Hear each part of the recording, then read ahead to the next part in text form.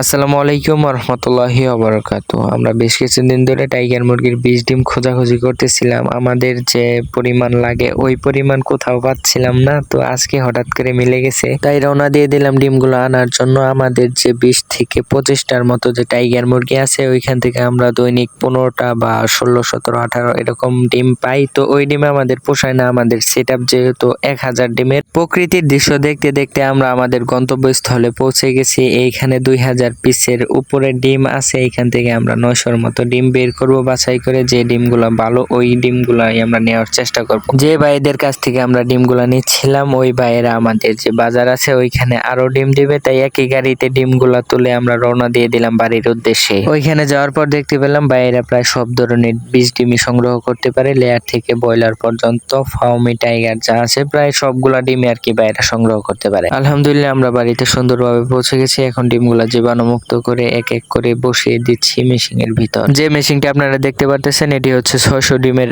Dual incubator. এইখানে আমরা 600 ডিম দেওয়ার পরেও নিচে যে জায়গা আছে ওইখানে আমরা 100-র উপরে ডিম বসাতে পারি। আজকে থেকে 21 দিন পর আমাদের ডিমগুলা বের হবে ইনশাআল্লাহ।